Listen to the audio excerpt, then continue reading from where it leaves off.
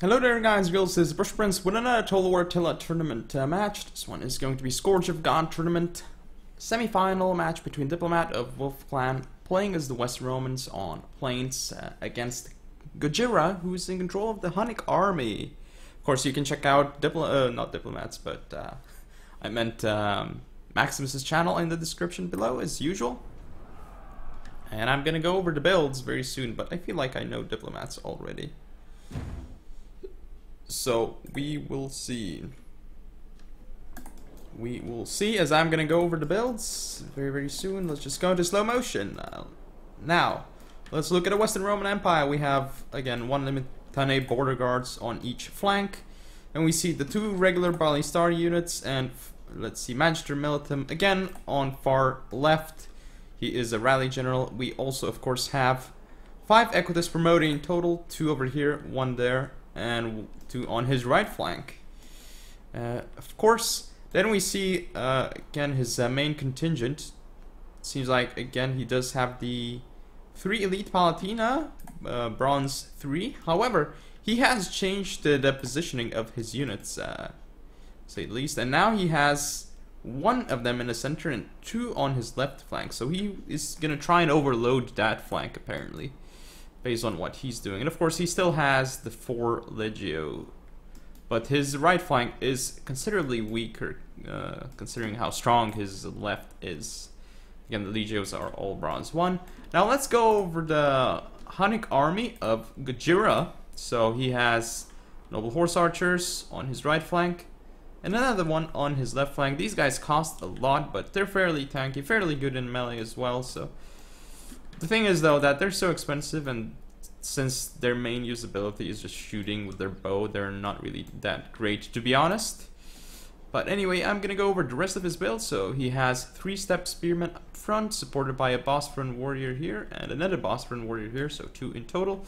Then you see his, his step warlord general is a rally general, and in terms of cavalry, he is supporting his general with 2 first wave lancers, and then 2 melee cav on his right flank, a Hunnic Devil Cavalry, and Hunnic Horseman.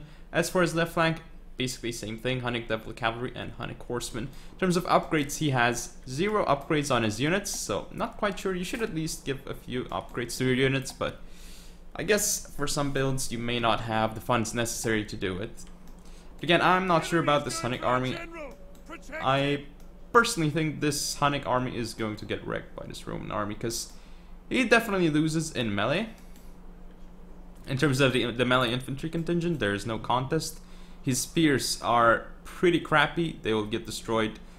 Not even by just the Elite Palatina. The regular Legio will destroy these step spearmen. Bosphorus warriors won't do too badly against Legio, but I mean, the Elite Palatina are just going to slaughter them without a doubt. So even if they do well against Legios, they wouldn't be able to kill the Elite Palatina. As for these noble horse archers, they're not gonna do much, I feel, this game. In terms of the, of course, skirmishing, we have 2 Ballistari, which can do a lot more damage than horse archers, by the way.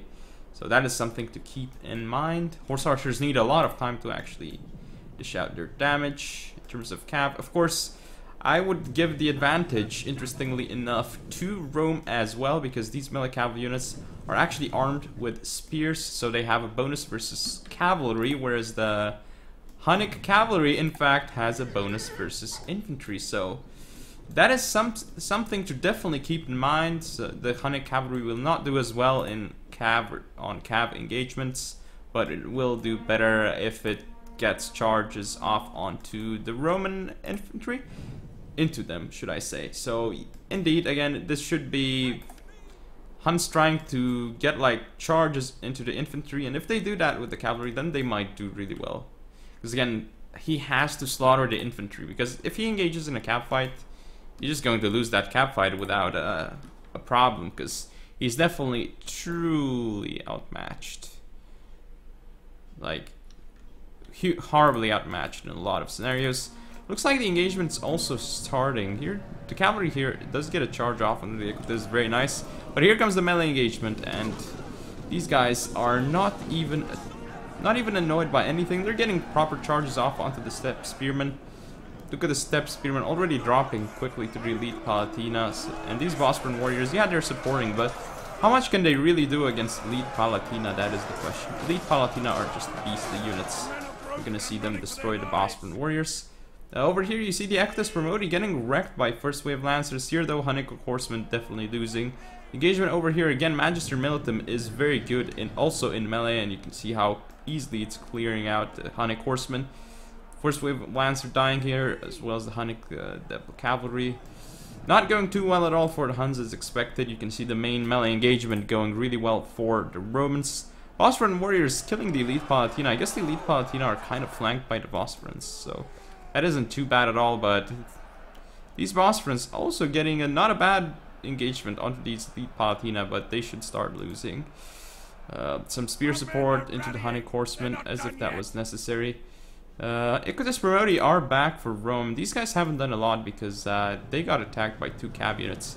First Wave Lancer here, going to die soon. Step Warlord is soon going to be off the field. And yep, General is dead.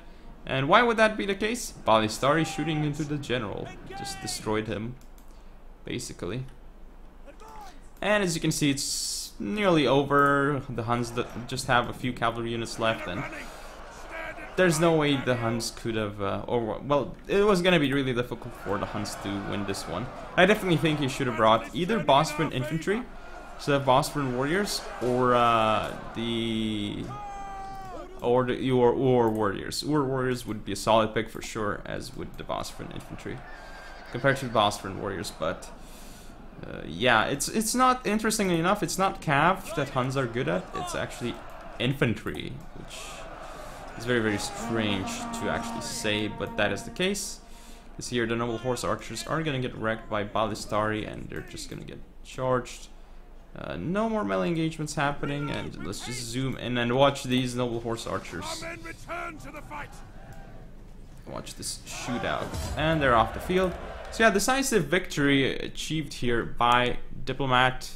Very, very well done. Again, very nice build by Diplomatt. Gotta love it. It's just very, very strong overall. It has a good mix of units, has decent skirmishing potential, has a really good melee lineup. Well, not really good, it has a decent melee lineup. It has pretty strong cavalry contingent. There's not much more you can ask from this Western Roman build, so it definitely looks like it's a very fine build brought here by Diplomatt. I really like it, of course. Whereas the Hunnic army, as you can see, it's not very efficient at dealing with what the Western Roman Empire brought here, and basically lost not only at the faction selection screen, but also in terms of how he played the game and in terms of which units he brought. So definitely outplayed in all regards by Diplomatt, so very well done by Diplomatt here. But yeah, hope you guys enjoyed. If you want to see more, don't forget to comment or subscribe, follow me on Facebook, Twitter, and Google+, share the video, and I'll see you next time.